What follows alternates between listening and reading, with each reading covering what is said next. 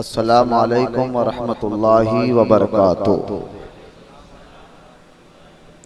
कुर्सी पे बैठो यार, कुर्सी पे बैठो। अल्हम्दुलिल्लाह अल्हम्दुलिल्लाहि रब्बिल आलमीन वस्सलातु वस्सलामु अला सय्यिदिल मुरसलीन व अला आलिहि व असहाबिहि अजमाइन। अम्मा बाद वक़ाल अल्लाहु तआला फी शान हबीबिही वक़ाल अल्लाहु तआला फिल क़ुरआनिल मजीद फ़अऊज़ु बिल्लाहि मिनश शैतानिर रजीम बिस्मिल्लाहिर रहमानिर रहीम। अला इन्ना औलिया अल्लाहि ला खौफुन अलैहिम वला हुम यहज़नून अल्लज़ीना आमनू व कानू यत्तक़ून। आमन्तु बिल्लाहि सदक़ल्लाहुल अलियुल अज़ीम वक़ाल अल्लाहु तआला फी शानि हबीबिहिल करीम इन्नल्लाहा व मलाइकतहु युसल्लूना अलन नबिय्यि या अय्युहल्लज़ीना आमनू सल्लू अलैहि व सल्लिमू तस्लीमा। अल्लाहुम्मा सल्ली अला सय्यिदिना व मौलाना मुहम्मद मआदिनिल जूदि वल करम अला आलिहि व अस्हाबिहि व बारिक व सल्लिम। सलातु व सलामन अलैका या रसूल अल्लाह सल्लल्लाहु तआला अलैहि व आलिहि व सहबिहि व सल्लम। अम्मा बाद ज़मीने हिंद पे नूरे हिजाज बंदा नवाज, ज़मीने हिंद पे नूरे हिजाज बंदा नवाज, हरम के जलवों से है सरफराज बंदा नवाज, हरम के जलवों से है सरफराज बंदा नवाज। नक़ीबे इल्म शरीयत अमीने सिर्रे सुलूक, नक़ीबे इल्म शरीयत अमीने सिर्रे सुलूक, निज़ामे दीन के है दानाए राज बंदा नवाज, निज़ामे दीन के है दानाए राज बंदा नवाज। फलक भी खुतबे दक्कन की बुलंदियों पे निसार, फलक भी खुतबे दक्कन के बुलंदियों पे निसार, उरूजे फन के है एक शहबाज बंदा नवाज, उरूजे फन के है एक शहबाज बंदा नवाज। है अब भी वो गुले गुलजारे चिश्तियत ताज़ा, है अब भी वो गुले गुलजारे चिश्तियत ताज़ा, मुईने हिंद की तस्वीर नाज बंदा नवाज, मुईने हिंद की तस्वीर नाज बंदा नवाज। वो सब के दामने हाजात को अब भी भरते हैं, वो सब के दामने हाजात को अब भी भरते हैं। गदा नवाज ओ तवंगर नवाज बंदा नवाज, गदा नवाज ओ तवंगर नवाज बंदा नवाज। फरीदी चश्मे इनायत का है तमन्नाई, फरीद चश्मे इनायत का है तमन्नाई, निगाह कीजिए बंदा नवाज बंदा नवाज, निगाह कीजिए बंदा नवाज बंदा नवाज। ज़मीने हिंद पे है, ज़मीने हिंद पे नूर हिजाज बंदा नवाज, हरम के जलवों से है सरफराज बंदा नवाज।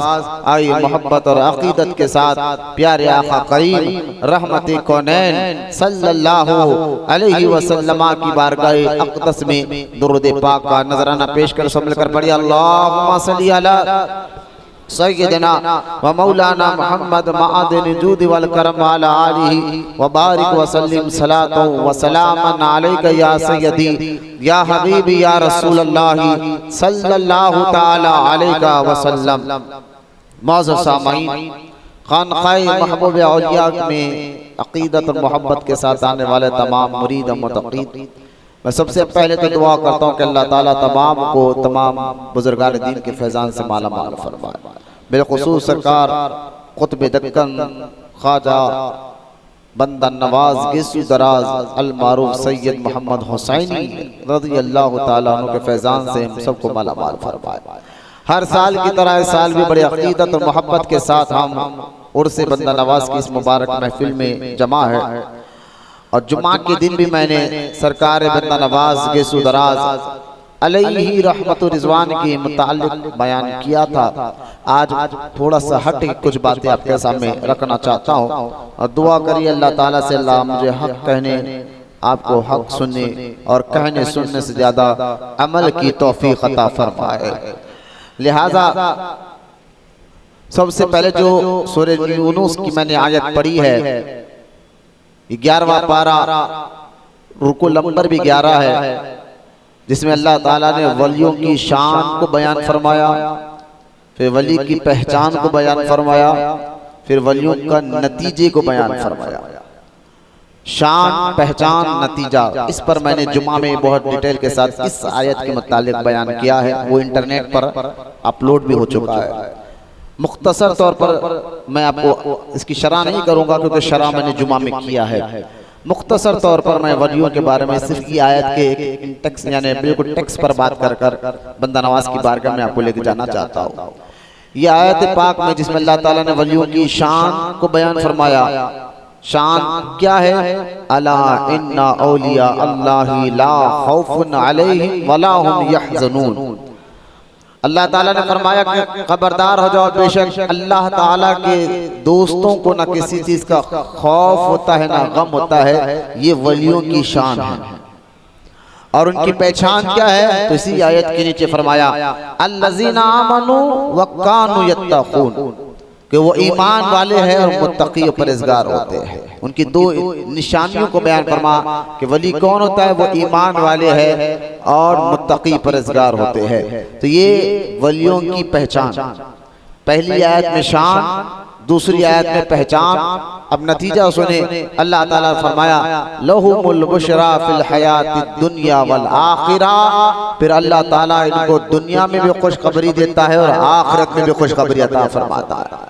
दुनिया में भी खुशखबरी से मुराद दुनिया में भी देखे कि अल्लाह ताला लोगों के दिलों को उनकी तरफ मंसूब कर देता है। लोग अकीदत और मोहब्बत के साथ उनकी बारगाह में हाजिरी देते हैं। और आखिरत में दुनिया से जाने के बाद भी आज देख ले उनकी गुंबदें चमक रहे हैं, उनके मज़ारात भी आज चमक रहे हैं।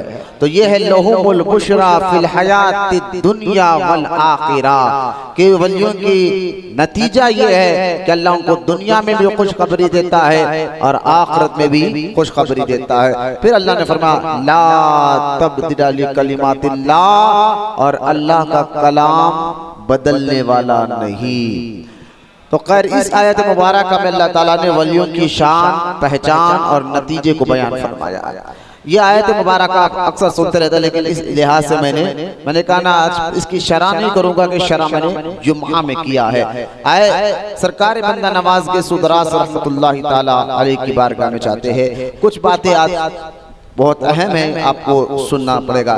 सरकार ख्वाजा बंदा नवाज के सुदरास रहमतुल्लाहि ताला अलैहि की सीरत की किताब में, जो एक किताब आपकी सीरत पाक की बहुत मशहूर किताब जिसने लिखी है हजरत मोहम्मद अली समनानी रहमतुल्लाहि ताला अलैह, ये जो किताब लिखी है इन्होंने लिखी है अली समनानी। ये ख्वाजा बंदा नवाज के सुदरास रहमतुल्लाहि ताला अलैह के मुरीद व खलीफा है।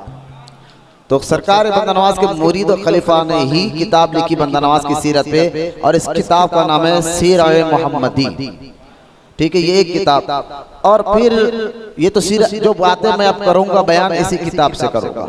ये सीरत मोहम्मदी जो बंदा नवाज के खुद मुरीद ने लिखी है। अब ये किताब इनकी जिंदगी के मुताल्लिक मैं आपके सामने रखूंगा। और दूसरी बात यह है कि खुद बंदा नवाज के सुदरास रहमतुल्लाहि ताला अलैह, जिनकी उम्र मुबारक 105 साल थी, और 105 साल में आपने 105 किताबें लिखी है। और 105 किताबों में एक आपकी जो तफसीर है कुरान पाक की तफसीर अल-मिस्ताह, उसका नाम है अल-मिस्ताह, उसका नाम है, मेरे पास मौजूद है रखी हुई। ये बंदा नवाज के सुदरास रहमतुल्लाहि ताला अलैह ने तफसीर कुरान पाक की लिखी है।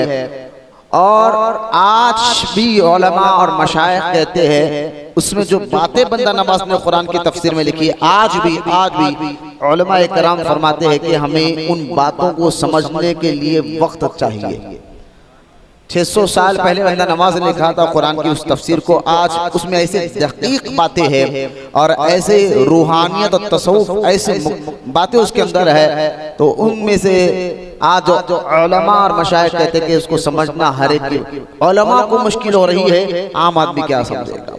तो लिहाजा बंदा नवाज के मशहूर मारिक आरा की किताब अल-मिस्ताख से मैं इंशाअल्लाह आयत मुबारका के 2 तफसीर में आपके सामने आज रखूंगा, ये भी आपके सामने है। फिर बंदा नवाज के सुदरास रहमतुल्लाह तआला अलैह की बहुत किताब है, अक़ीदतुत तालिबीन है, फुसूसुल हुक्म है, इसकी शरह आपने की है।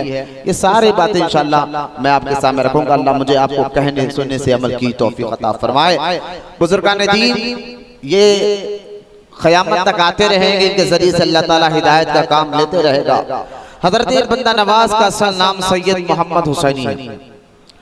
अफगानिस्तान से इनके दादा जद दिल्ली आए थे, अफगानिस्तान के रहने वाले थे और अफगानिस्तान से फिर ये दिल्ली आए। सवाल एक ये उठता, थोड़ा ये तारीख की बात ज़हन में रखे, सादात इकराम सैयदजादे सल्तनत बनु उमैया में यजीद के बाद जो सल्तनत चले बनु उमैया की, यजीद भी बनु उमैया का ही शख्स है। और याद रखें जब बनु उमैया की हम बात करेंगे तो उसमें जो बादशाह बनु उमैया के गुजरे हैं उसमें ज्यादातर सादात को सताने वाले गुजरे।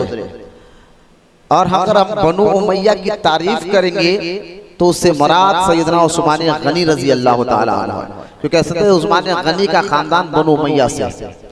लिहाजा तो जो यजीद हो पलीद, फिर उसके बाद जितने भी बादशाह उस बनु उमैया में गुजरे हैं, उन्होंने ज्यादातर हरम में यानी मक्का शरीफ और मदीना शरीफ में सादात को बहुत उन्होंने तंग किया। हसनी हुसैनी सादात को इन्होंने बहुत तंग किया। तो ये हसनी हुसैनी सैयदजादे जो उस वक्त मक्का में आबाद थे या मदीने मुनव्वरा में आबाद थे, इन लोगों की तकलीफों की वजह से इन्होंने मक्का छोड़कर मदीना छोड़कर मक्का और मदीना से फिर ये सादात इकराम बाहर आए और आकर जैसे कोई ईरान में कोई तेहरान में, इस तरह ये शहजादे हसनी हुसैनी ईरान, इराक, बगदाद और अफगानिस्तान यहाँ आकर बसने लगे। ये खानदान अरब से किस तरह मुंतकिल हुआ, मैं इसकी एक मुख्तसर तफसीर आपके सामने रखा। वरना हसनी हुसैनी शहजादे ज्यादातर ये तो मक्का में थे या मदीने में थे, लेकिन बन्नू मैया के बादशाहों को बड़ी जलन थी इनसे, तो ये खानदान जो है फिर हिजरत कर कर ये अलग अलग शहरों में इस तरह सादात इकराम यूं समझिए कि पूरी दुनिया में फैले। फिर अफगानिस्तान में भी बहुत से सादात आकर रह गए थे। उन्हीं सादात घराने में हजरत इमाम हुसैन रजी अल्लाह ताला अन्हु की औलाद में से ख्वाजा बंदा नवाज है। 22 अच्छा आप इत्तेफाक बोले या अल्लाह का फजल देखे, बंदा नवाज के सुदराज रहमतुल्लाह ताला अलैह खानदानी एतबार से, वालिद की तरफ से खानदानी एतबार से 22 जरियों से हजरत अली रजी अल्लाह ताला अन्हु से जाकर मिलते हैं। और शिजरे के हिसाब से यानी आपके पीर कौन उनके पीर कौन, शिजरे के हिसाब से भी आप 22 जरिए से हजरत मौला अली से जाकर मिलते हैं।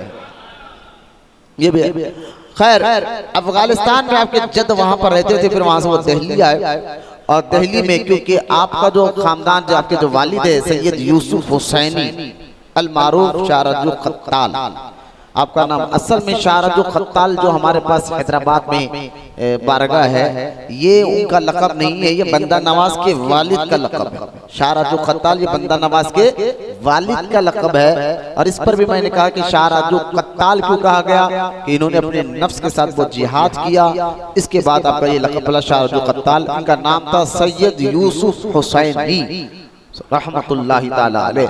ये बंदा नवाज के वालिद मोहतरम है। फिर आपके वालिद और आपके नाना, आपके मामू, आपके दादा, ये सारे के सारे मुरीद थे निजामुद्दीन औलिया।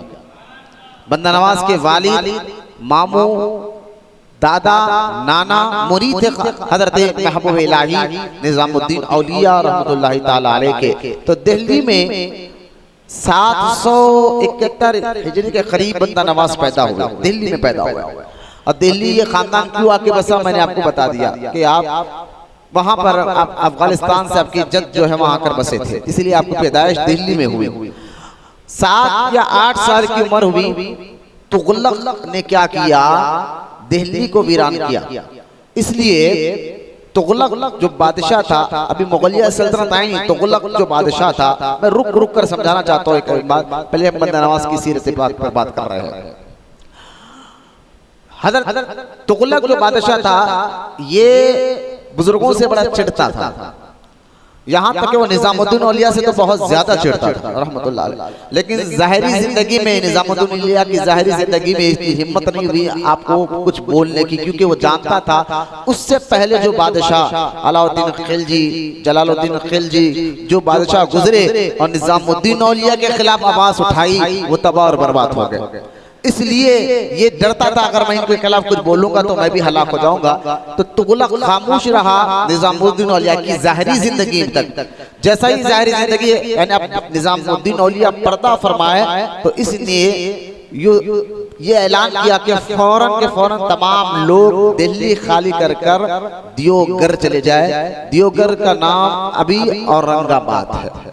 उसने क्या कि मैं ये सल्तनत मैं यहाँ से निकालता हूँ, और जबरदस्ती इसने दिल्ली को खाली कराया।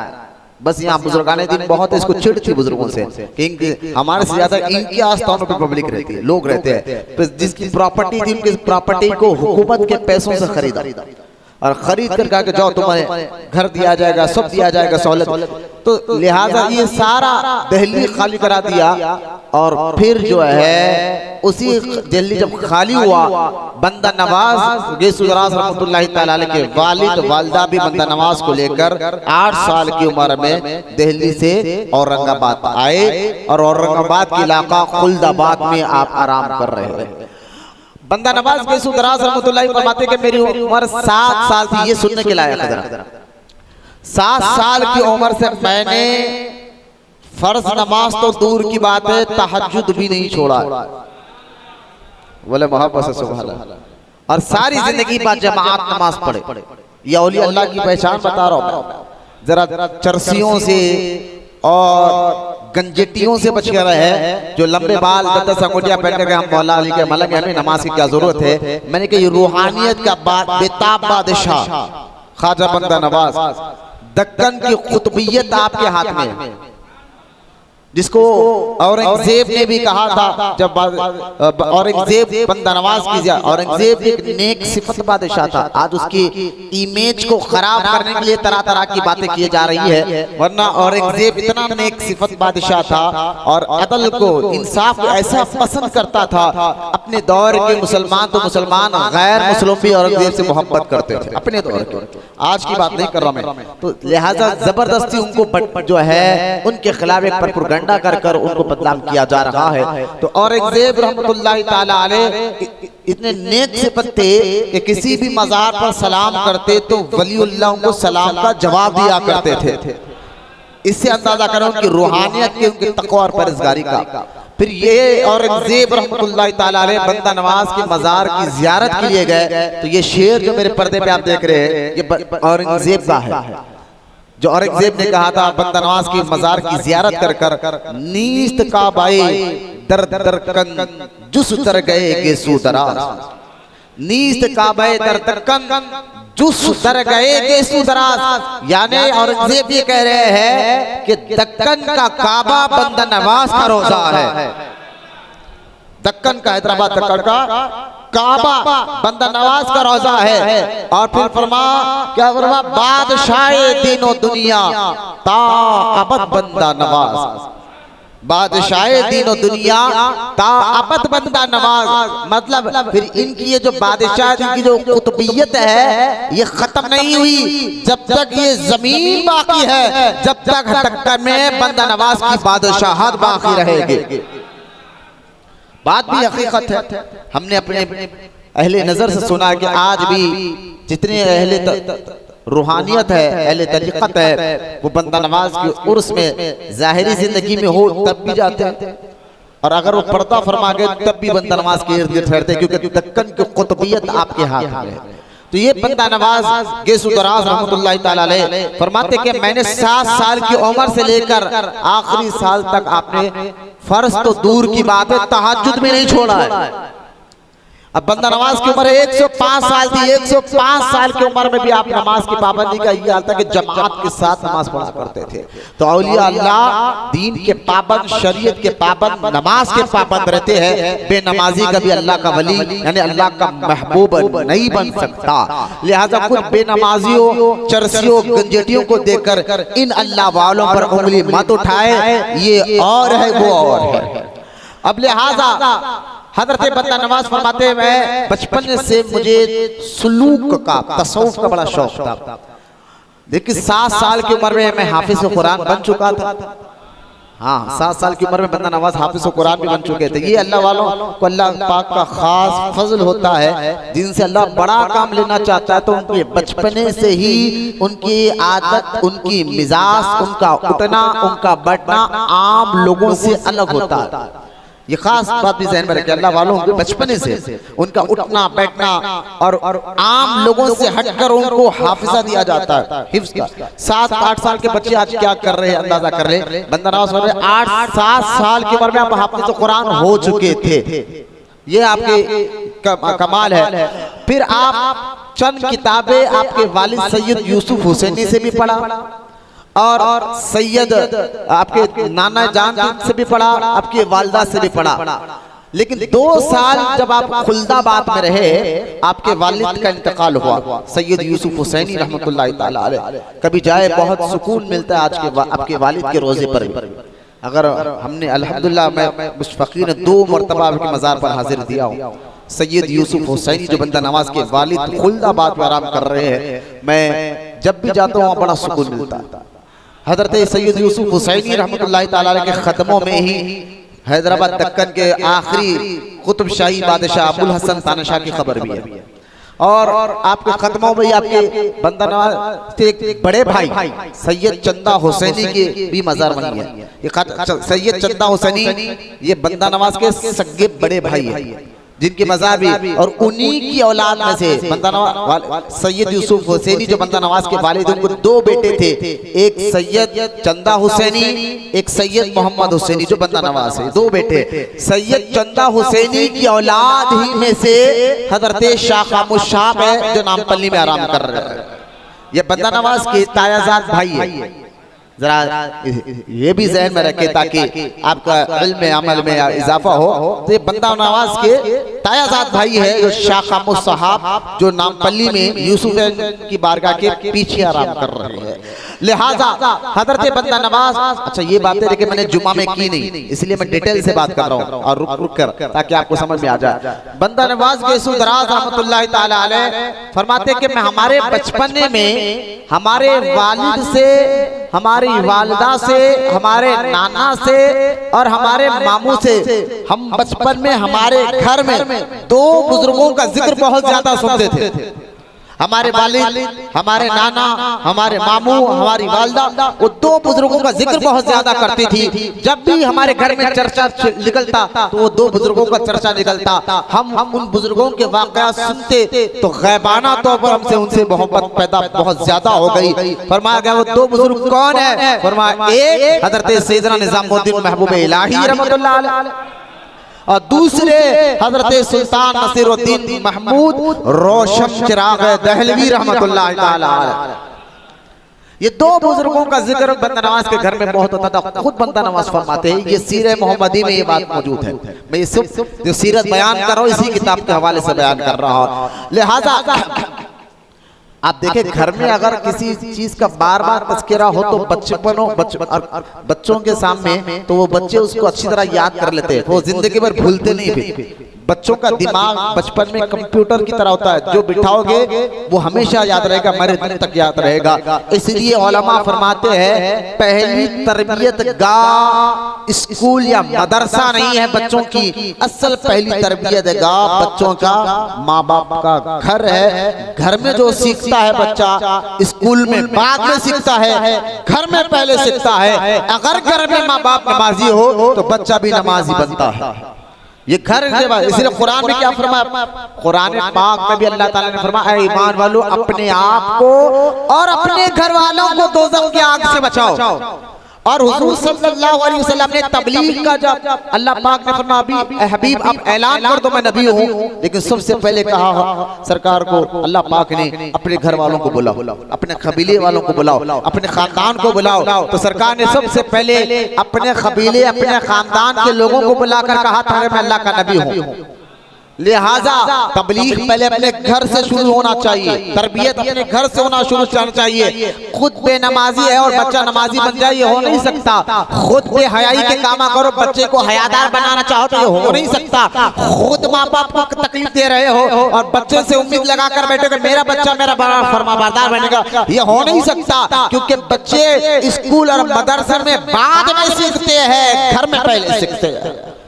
और घर में अगर हमारा माहौल दीनी हो, क्योंकि बच्चों को किस्से कहानियां बहुत पसंद है। स्कूल में भी आप देखें नर्सरी क्लास यूकेजी एलकेजी में किस्से कहानी किताबों में पढ़ाए जाते हैं, बच्चों को बड़ा पसंद है। तो वो छोटे किस्से कहानियां से बेहतर है अपने घरों में अल्लाह के महबूबों का जिक्र करे और सहाबा और अहले बैत का जिक्र सुने, ये औलिया अल्लाह के सच्चे वाकयात सुनाए। फिर देखिए वो बच्चे का रंग अलग हो जाएगा, मिजाज अलग हो जाएगी। और ये आला हज़रत रहमतुल्लाह तआला अलैह ये शेर का वो मिस्दाक बनेगा जो आला हज़रत ने फरमाया कैसे आकाओं का बंदा हूँ मैं तो रज़ा बोल वाले मेरे सरकारों के हैं।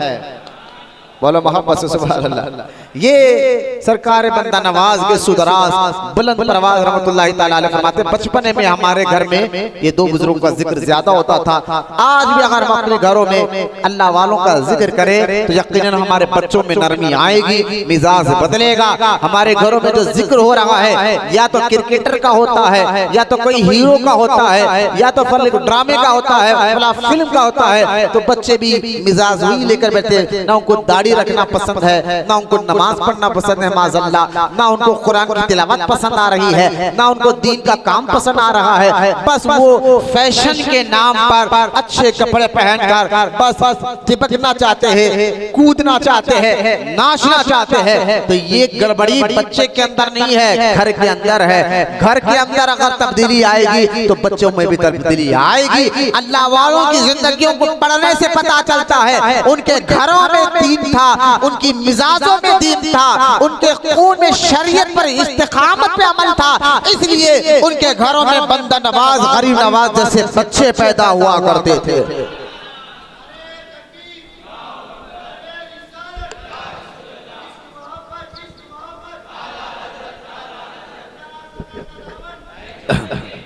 लिहाजा सरकार बंदा नवाज के सुदराज रहमतुल्लाह ताला अलैह 8 साल की उम्र मुबारक में फिर आपकी वालिदा, क्योंकि वालिद का इंतकाल खुल्दाबाद में 2 साल के बाद हो गया, तो आप 15 साल या 16 साल तक इल्म ज़ाहिर की कई किताबें पढ़ चुके थे। फिर 16 साल की उम्र में आपकी वालिदा खुल्दाबाद से, क्योंकि दिल्ली का माहौल शांत हो चुका था, तुगलक खामोश बैठ चुका था, फिर दिल्ली में लोग आकर रहना शुरू कर दिए थे। तो आपने आपकी वालिदा, क्योंकि वालिद तो 2 साल के बाद खुल्दाबाद में इंतकाल कर गए, उसके बाद आपके वालिदा मोहतरमा ने आपको बंदा नवाज को लेकर खुल्दाबाद से फिर से दिल्ली चले गए और दिल्ली में वहाँ आपकी तालीम और तरबियत जारी रही। एक मतलब खुद बंदा नवाज के सुदराज फरमाते हैं मैं दिल्ली की जामा मस्जिद में बैठा हुआ था। अच्छा, बंदा नवाज पर बुजुर्गों का बचपन से करम देखे। मैं एक बात मसला मुझे याद आ गया, बचपन से बंदा नवाज पर बुजुर्गों का करम देखे। हजरत बंदा नवाज फरमाते हैं कि मैं तो हाफिज तो था, एक शख्स मुझसे, मैं मस्जिद में था, खुल्दाबाद में मस्जिद में बैठा था, एक आदमी आया मुझसे एक नमाज के बारे में मसला पूछा, नमाज के बारे में मसला पूछा। तो आप फरमाते बंदा नवाज अभी मैंने खदूरी पढ़ी नहीं थी, हिदाया पढ़ी नहीं थी, नमाज के मसाइल अभी तो मेरे पढ़ रहा था। तो मैं उस आदमी को कहा कि ठीक है, ये तुम्हारे सवाल का जवाब मैं किताब देकर बोल दूंगा, तुम जो है कल आना। ये कहकर वो मस्जिद में बैठ गए। खुदा जरा जोर से हजरत बंदा नवाज फरमाते हैं, मैंने उसी लम्हे एक बहुत बड़े बुजुर्ग को देखा, और जो आए उनके चेहरे, उनके होलिये, उनके इमामा, उनके आंखें, उनका लिबास इतना रुआबदार था। बंदा नवाज फरमाते हैं, हो ना हो अल्लाह के बहुत बड़े वली है। वो नमाज पढ़े तो बंदा नवाज कहते हैं, उन्होंने जब नमाज पढ़ा उसी में मुझको उस सवाल का जवाब भी मिल गया। उस जो नमाज का तरीका था, उस तरीके का सवाल था, लेकिन वो बुजुर्ग ने तरीके से नमाज पढ़ी तो मुझे उस सवाल का किताब तो बाद में खोला, वो बुजुर्ग के तरीके को देखकर समझ गया नमाज का तरीका क्या है। लिहाजा लेकिन मैं मिलता हूं उनसे, कुछ बोलता हूं, का शुक्रिया अदा करता।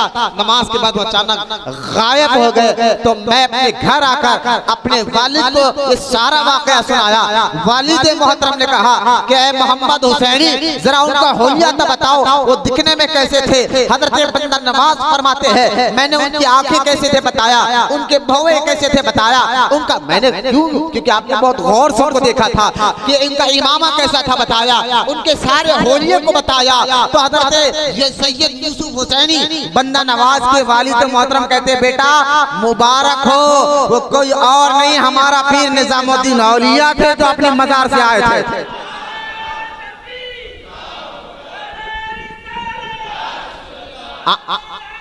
आना के आप पर्दा फरमा चुके थे निजामुद्दीन औलिया, लेकिन बंदा नवाज पर करम फरमाए। आपकी रूह है मुबारक वहां पर नमाज के लिए आई, बंदा नवाज को उसका जवाब देने के लिए। ये आपका बंदा नवाज का बचपने से इस तरह बुजुर्गों की नजर करम आप पर रही है। हजरत बंदा नवाज गेसुदराज बुलंद परवाज रहमतुल्लाह ताला अलैह दिल्ली में जब जामा मस्जिद में बैठे थे, जुमा का दिन था, अचानक आपने वहां पर सुल्तान नसीरुद्दीन महमूद रोशन चिराग दहलवी को देखा, जिसका जिक्र अपने माँ से, बाप से, वालिद से, नाना से सुना करते थे। अचानक आपका दिल का ये नरम पड़ा, आपने फौरन ख्वाहिश जाहिर की, हुजूर मैं आपसे मुरीद बनना चाहता हूँ, आपसे मैं मुरीद बनना। कौन? सुल्तान नसीरुद्दीन महमूद चिराग दहलवी, जिन्होंने अपने पीर की गुम्बद बनाने के लिए बादशाह ने जब जो है तेल बनकर दिया तो चिराग को पानी से जलाया था, और पूरे दिल्ली को मशहूर हो गया था कि नसीरुद्दीन महमूद ने पानी से चिराग जलाया है, इसलिए आपको रोशन चिराग दहलवी कहा जाता है। कौन रोशन चिराग दहलवी? जो निजामुद्दीन औलिया के जानशीन हैं, खलीफा है, जानशीन है निजामुद्दीन औलिया के, एक से एक बड़े खलीफा, उन खलीफा में आप जानशीन हैं। मैं कहाँ जाऊँ? सुल्तान नसीरुद्दीन महमूद चिराग दहलवी का वाकया जुम्मा में मैंने सुनाया है, इंटरनेट पर मौजूद है, सुन लेना। खैर, सुल्तान नसीरुद्दीन महमूद चिराग दहलवी रहमतुल्लाह अलैह मुरीद है निजामुद्दीन औलिया के। निजामुद्दीन औलिया रहमतुल्लाह अलैह मुरीद है बाबा फरीदगंज शकर के। बाबा फरीदगंज शकर मुरीद है ख्वाजा कुतुबुद्दीन बख्तियार काकी औशी रहमतुल्लाह ताला अलैह के, और ख्वाजा कुतुबुद्दीन बख्तियार काकी मुरीद है ख्वाजा गरीब नवाज अलैहि रहमत रिजवान के। ये आपका शिजरा जो है चिश्तिया में आपके साथ मुख्तसर पढ़ा है, वरना ऊपर तक जाए तो मौला अली तक जा सकते हैं रज़ी अल्लाह ताला अन्हुम अजमाइन। खैर, हजरत बंदा नवाज ने अपने मुर्शिद के हाथ पर बैत किया, अपने भाई को भी कराया, वही चंदा हुसैनी को भी कराया, भाई को भी करा, और कराने के बाद हजरत बंदा नवाज ने फरमाया, हुजूर मैं चाहता हूँ कि अब तालीम तर्क कर दो, तालीम छोड़ दो, हाफिज तो बन चुका हूँ, मुख्तसर जो पढ़ना वो तो मैं पढ़ चुका हूँ, मुख्तसर जो पढ़ना वो तो मैंने, जो जरूरत है वो तो मैं पढ़ चुका हूँ, अब चाहता हूँ कि मुजाहिदा करो। अब चाहता हूँ, देखिए मुर्शिद क्या करते हैं, मुरीद के अंदर गुनाह की ख्वाहिश मिटाने के लिए, उसके अंदर गुनाह की मिठास को खत्म करने के लिए, उसके अंदर बदनी तौर पर, अमली तौर पर, जैसा कि आप देखें खुद बंदा नवाज फरमाते, अल्लाह ताला की हम्द बयान करो, जरा सुनिए आप, अल्लाह की हम्द बयान करो। हम्द कहते हैं अल्लाह की तारीफ को, ठीक है, अल्लाह की हम्द बयान करो तीन तरीके से, अल्लाह की हम्द बयान करो तीन तरीके से। फरमाया वो कैसे? वो तीन तरीके क्या है? फरमाया एक है कौली, दूसरा है फैली और तीसरा है रूहानी। बोलो महापंच।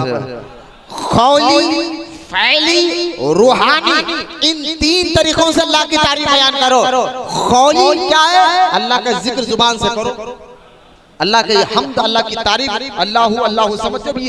एक है ये खौली, जुबान से अल्लाह के हम्द बयान करना। एक है फैली, हाथ और पैर से भी अल्लाह की तारीफ बयान करना, यानी हाथ और पैर से वही काम करना जिस काम से अल्लाह राजी होता हो। नमाज पढ़ना है, रोजा, तो हाथ पैर से भी अल्लाह की तारीफ बयान करने से मराद इन हाथों से गलत काम ना करना, जब भी करना नेक काम करना है। तो लिहाजा ये हाथ पैर से रब की तारीफ को बयान करना है। और एक रूहानी, उसको कहते हैं मुराकबा, जिक्र कल्बी। जब बंदा जिक्र कल्बी करता है, मुराकबा करता है, मुजाहिदा करता है, तो बातिन उसका साफ होकर उसके अंदर जो है गंदगी उसकी साफ हो जाती है। जब गुनाह की गंदगी साफ हो जाती है तो अल्लाह ताला उसके दिल पर गैब की खबरों को रोशन कर देता है। तो इसको इसलिए मुजाहिदा करते हैं।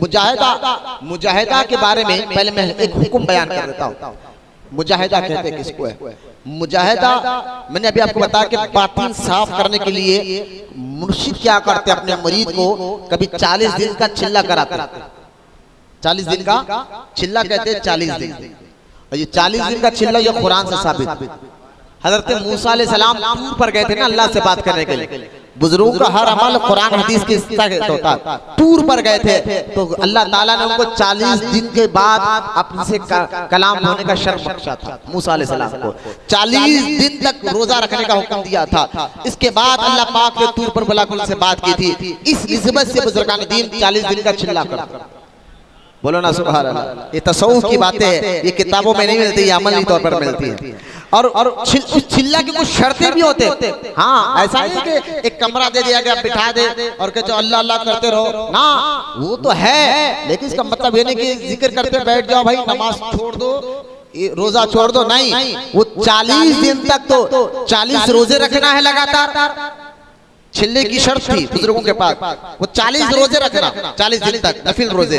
फिर सुन्नत फर्ज बाद जमात, यानी फर्ज नमाज जमात के साथ, सुन्नत नवाफिल अपने हुजरे में पढ़ना, लेकिन फर्ज नमाज जमात के साथ पढ़ना। ये 40 दिन तक एक टाइम की भी नमाज, अगर नमाज भी छूटी तो छिल्ला टूट गया, रोजा भी छूटा तो छिल्ला टूट गया। अरे भाई बोलो ना सुभान अल्लाह। हाँ, ये थे मुजाहिदा। नमाज छूटी तो भी छिल्ला टूटा, रोजा छुटा तो चिल्ला टूट गया, फिर शुरू से आओ। मिसाल के तौर पर 35 दिन तक आप नमाज रोजा करते हुए आए और 36वें दिन आपका रोजा टूट गया, चिल्ला भी टूटा, फिर शुरू से आप आओ। तो लिहाजा ये छिल्ले की रिफ्लेक्शन, इसको कहते हैं मुजाहिदा। किसी को 40 दिन बिठा देते, ये और बात है बुजुर्गान जी, एक साल बैठना। मैं क्या बताऊं, बुजुर्गों के लिए ये आम मुरीदों को तो 40 दिन बिठाते थे, बुजुर्गान दीन के लिए 1 साल 2 साल 10 साल बैठना एक आम सी बात थी। बोलो ना सुभान अल्लाह। एक आम सी बात थी भाई। 12 साल हज़रत अब्दुर्रहमान शाह सैलानी बैठा रहे रहमतुल्लाह अलैह, 12 साल क्या था, मुजाहिदा था। तो लिहाजा बुजुर्गों की आम सी बात है, मुरीदों की ऐसी तरबियत करते थे। तो मुजाहिदा क्यों किया जाता है कि तुम्हारे अंदर से गुनाह की ख्वाहिश खत्म हो, तुम्हारे अंदर अच्छी आदतें आओ, नेक आदतें आए तुम्हारे अंदर, तुम्हारे हाथ पैर अखलाक जुबान से अच्छी बातें निकले, इसलिए मुजाहिदा कराते थे। अब आला हज़रत की बारगाह में आओ, आला हज़रत फरमाते हैं, आपसे पूछा हुजूर मुजाहिदा कब से कब कितने दिन करना चाहिए?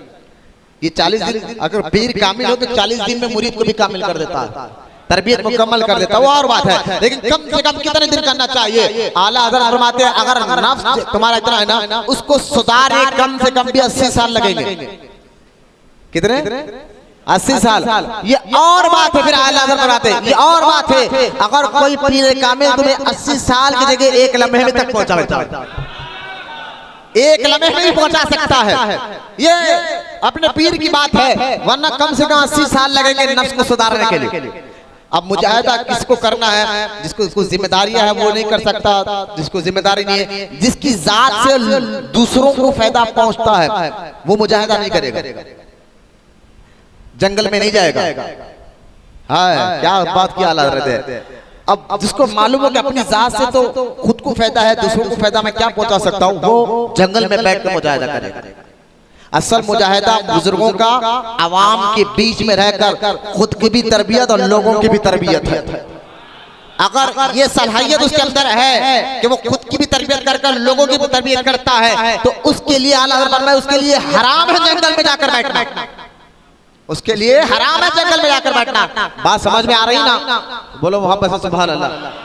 लिहाजा गौर करें मुजाहिदा कहते किसको है। अब बंदा नवाज गई तरह से तो सारी अहलियत थी, अब कोई उनको नहीं कर सकता, लेकिन सारी अहलियत थी। बंदा नवाज ने फरमाया अपने पीर मुर्शिद से, हुजूर मैं चाहता हूं कि मैं मुजाहिदा करूं, ये छोड़ो सारे पढ़े, लेकिन पीर की नजर लोहे महफूज पर होती है, वली की नजर लोहे महफूज पर होती है। लिहाजा हजरत सैयदना सुल्तान नसीरुद्दीन महमूद चिराग दहलवी ने फरमाया, मोहम्मद हुसैनी मैं तुम्हें मुजाहिदा तसव्वुफ की इजाजत नहीं बल्कि और पढ़ो, इसलिए एक बहुत बड़ा काम तुमसे लेना है, एक बहुत बड़ा काम तुमसे लेना है। वो सच्चे मुरीद थे ना, पीर कुछ बोला मुरीद कुछ कर रहा है, ऐसा नहीं होता था। मुर्शिद जो बोले फिर उसके ऊपर क्यों ये भी नहीं बोलते, बस कर लेते। मुर्शिद ने कहा कि पढ़ो और जाकर पढ़ो, हिदाया पढ़ो, खुदूरी पढ़ो, शमसी पढ़ो, ये किताबों के नाम बताए, जाओ ये पढ़कर आओ, तुमसे काम लेना है। क्यों, क्या काम लेना था? सिलसिले चिश्त में एक तारीख है, सिलसिले चिश्त के जितने अकाबिर मुतकर्रिमीन गुजरे हैं, उन लोगों ने ज्यादातर या तो निगाहों से मिलाकर लोगों की तरबियत की है, या तो वाज़ और तकरीर से की है। किताबें किसी बुजुर्ग ने लिखी सिवाय बंदा नवाज के सुदराज के। 105 किताबें बंदा नवाज ने लिखी, ये काम था सिलसिले चिश्त में। किताबों के जरिए अगर किसी ने काम किया है तो बंदा नवाज की जात मुबारक। लिहाजा बंदा नवाज की सुदराज पीर और मुर्शिद के ऊपर कि भाई पीर जैसा चाहे मुरीद को मुजाहिदा कराए, तो जब पीर जो है ना मुरीद की अहलियत काबिलियत देखकर ड्यूटी देता है। बात समझिए आप, पीर जो है ना मुरीद की अहलियत और काबिलियत देखकर ड्यूटी देता है कि तुम्हें ये करना है। तो आप देख लिए कि ये इसके अंदर अहलियत है, ये बहुत बड़ा मुसन्निफ बनेगा और हमारे सिलसिले चिश्त का नाम रोशन होगा। वरना नहीं और पढ़ो, बहुत बड़ा काम तुमसे लेना है। वरना जो है खैर पीर और मुर्शिद की खिदमत में भी बंदा नवाज रहते थे, पढ़ते भी थे, दोनों काम। आप जान के हैरान होंगे, खुद बंदा नवाज गैसुद्दराज रहमतुल्लाहि ताला अलैह अपने पीरो मुर्शिद जब वॉशरूम के लिए बाथरूम के लिए जाते तो लूठे में पानी ले जाकर रखा करते थे। बोलो ना सुभान अल्लाह। लोटे में पानी ले जाकर जो है रखा करते थे। और भी खिदमत थी। खैर बंदा नवाज गैसुद्दराज की तरबियत चलते रही, खानकाह में भी पढ़ते रहे। पढ़ा कैसे, मैं आपको क्या बताऊं आपको। सरकार बंदा नवाज गैसुद्दराज रहमतुल्लाहि ताला अलैह आपने अल मिस्ताह जो सीरत जो तफसीर लिखी है बंदा नवाज गैसुद्दराज ने, अब सुने उसका इल्मी फिर फैजान बंदा नवाज को ज़ाहिरी और बातिनी उलूम से अल्लाह ने कैसा नवाजा है। वली जाहिल नहीं होता, वो जाहिर उलूम और बातिनी उलूम में इमामत का दर्जा रखता है। ख्वाजा बंदा नवाज गैसुद्दराज बुलंद परवाज रहमतुल्लाहि ताला अलैह जब कुरान की तफसीर लिखे तो आइए 2 आयत के बारे में आपको बताता हूँ, जरा मेरे और आपके बंदा नवाज के इल्मी और रूहानी मुखान को मुलाहाजा फरमाए। वो किताब अल मिस्ताह जो कुरान की तफसीर है, आज भी उलमा कहते हैं हमें आज बातें समझ में नहीं आ रही है। उलमा आम आदमी नहीं, उलमा कराम कहते हैं क्या बंदा नवाज ने लिखा, क्या बंदा नवाज ने लिखा। और बंदा नवाज खुद फरमाते, मैंने अल मिस्ताह में उस तफसीर में पढ़ा, बंदा नवाज कहते जिस मुकाम पे जाकर मैं कुरान की तफसीर लिख रहा हूँ वो नीचे वालों को पता ही नहीं चलेगा कि किस मुकाम की बातें हो रही है। बोलो ना सुभान अल्लाह। ये नीचे वाले को कुछ पता ही नहीं चलेगा। अरे भाई तुम्हारे आंखों के सामने अभी तो बहुत पर्दे हैं, गुनाहों के पर्दे, गंदे कामों के पर्दे, तुम्हें क्या कमर के मुकाम क्या है। अगर इन बातों को समझना है, रूह को साफ करना होगा, बातिन को साफ करना होगा, जिक्र कल्बी कर जिसको मुराकबा कहते हैं। बंदा नवाज के सुदराज फरमाते, एक बंदा नमाज तो पढ़ लगा है, शरीयत की पाबंदी तो कर रहा है, लेकिन जिक्र कल्बी मुराकबा ना करे तो मंजिल तक पहुंच ही नहीं सकता। ये मुरीदों को कह रहा है, वो मंजिल तक पहुंच ही नहीं सकता। शरीयत की पाबंदी के बाद मुराकबा करो, जिक्र कल्बी करो, तो फिर बंदा आगे जाकर बढ़ता है। लिहाजा अंदर की, दिमाग की, सोच की, आंखों की, कानों की ये गंदगी मुराकबे से यानी जिक्र कल्बी से बदलती है। ये बंदा नवाज कहना चाहते हैं। अब आए बंदा नवाज जब पढ़े तो किस मुकाम का जाकर बात समझा। बिस्मिल्लाहिर्रहमानिर्रहीम की बात, मैं पूरी बिस्मिल्लाह की तफसीर नहीं, सिर्फ बिस्मिल्लाहिर्रहमानिर्रहीम की तफसीर पर एक बात खुद बंदा नवाज ने जो लिखी है वो आपको बताना चाहता हूँ। आप तमाम तो जानते हैं बिस्मिल्लाहिर्रहमानिर्रहीम का तर्जुमा क्या है, सब जानते हैं। आला हज़रत रहमतुल्लाहि तआला अलैह फरमाते हैं, बिस्मिल्लाहिर्रहमानिर्रहीम का तर्जुमा, अल्लाह के नाम से शुरू करता हूँ, अल्लाह के नाम से शुरू करता हूँ जो बहुत निहायती रहमा मेहरबान है, रहम वाला है। ठीक है, आओ बंदा नवाज से पूछे। अरे बोलो ना सुभान अल्लाह। बंदा नवाज के सुदराज रहमतुल्लाहि तआला अलैह फरमाते, सुनो, बिस्मिल्लाह के पहले इब्तिदाई कलिमात को समझो।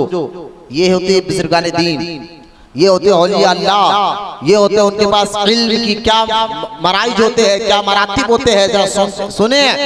बिस्मिल्लाह के बारे में बंदा नवाज फरमाते हैं, बिस्मिल्लाह के जो हुरूफ है बा, सीन, मीम, बंदा नवाज फरमाते हैं तीन हुरूफ की पहले मुझसे तशरीह सुनो।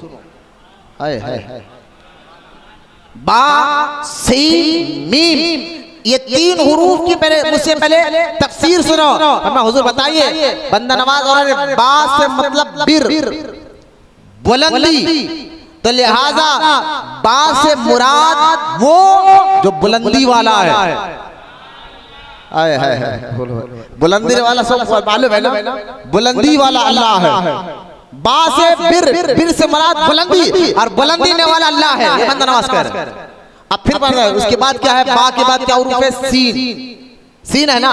बंदा नवाज फरमाते, बा से मुराद बुलंदी, वो बुलंदी वाला अल्लाह है, और सीन से मुराद सनाई यानी तारीफ। तो लिहाजा जो सारी कायनात का मालिक और मौला बुलंद है, उसी की तारीफ की जाएगी। अब देखिए, बिस्मिल्लाह से बा से मुराद बुलंद वाला, सीन से मुराद सनाई, उसी की तारीफ।